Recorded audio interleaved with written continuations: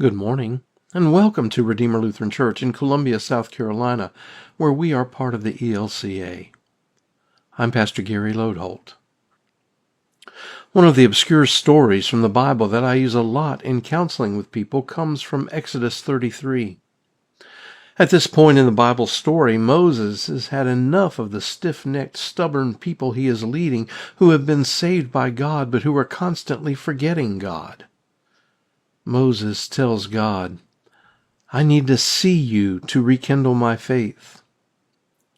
God answers that no one can see his face and live, but advises Moses to hide in a cleft of rock, and that God will place his hand over the cleft and pass by. And after God has passed by, God will remove his hand and Moses can see his back. Yes, that's in the Bible, and it means several things. One is that we all face times when we need renewal in faith. It also means that we can't know where God is headed, but we know when God has passed by. This point is especially important for people who have their eyes so full of their own troubles that they can't see that God is with them even then. And finally, when Moses sees the back of God, he sees God's goodness. And it is enough. Moses has his faith renewed. This week we are considering 5 Psalms you should know that aren't Psalm 23, and one of those is Psalm 27, and it is especially useful if your faith needs renewal, or if your eyes are so full of your own troubles that you can't see God. It's a longer psalm, but it's worth sharing the whole thing with you. The Lord is my light and my salvation. Of whom shall I fear? The Lord is the stronghold of my life. Of whom shall I be afraid? When evildoers assail me to devour my flesh, my adversaries and foes, they shall stumble and fall. Though an army encamp against me, my heart shall not fear. Though war rise up against me, yet I will be confident. One thing I asked of the Lord, this I seek, to live in the house of the Lord all the days of my life, to behold the beauty of the Lord and to inquire in his temple. For he will hide me in his shelter in the day of trouble. He will conceal me under the cover of his tent. He will set me high on a rock. Now my head is lifted up above my enemies all around me, and I will offer in his tent sacrifices with shouts of joy. I will sing and make melody to the Lord. Hear, O Lord, when I cry aloud. Be gracious to me and answer me. Come, my heart says, seek his face. Your face, Lord, do I seek. Do not hide your face from me. Do not turn your servant away in anger, you who have been my help. Do not cast me off. Do not forsake me, O God of my salvation. If my father and mother forsake me, the Lord will take me up. Teach me your way, O Lord, and lead me on a level path because of my enemies.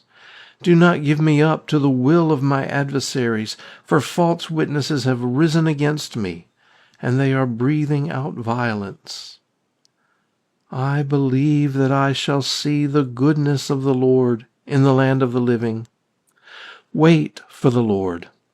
Be strong and let your heart take courage. Wait for the Lord. The psalm follows an important sequence. It begins in the first 6 verses with a profound statement of faith. Then there is a prayer for help, followed by another affirmation of faith, and then all who hear or read the psalm are encouraged to turn to God in their difficulties. The sequence is important because it says that God's people are not spared difficulties, but faith equips God's people to live with courage and hope in spite of those difficulties. Maybe we should also note the psalm writer's desperation, and as we do, recognize our own. Beginning with verse 9, there is a series of 7 imperatives. The psalmist implores God to hear, do not hide, do not cast me off, teach me, and more. It is as if the psalmist is saying, I am your child, and I need your help now. We've all felt that way too. The thing is, the opposite of faith isn't doubt. The opposite of faith is fear. The anxiety that so plagues our world is not a lack of nerve, it is a lack of trust in God. No wonder that Jesus so often tells his followers, don't be afraid. Without God, as we depend on ourselves, there is no joy. The only path to peace is with God. Finally, the psalmist urges us to wait for God, but this waiting isn't passive. It is an active waiting, full of worship, following God's way, and looking for fulfillment. From time to time, we all feel worn down by life and forsaken on our own. Psalm 27 is a psalm for just those times, reminding us that we belong to God and God will never let us go. It's a psalm we should remember and read often. Like Moses, we will discover that God is enough. Thanks for watching, and remember to let this day belong to God.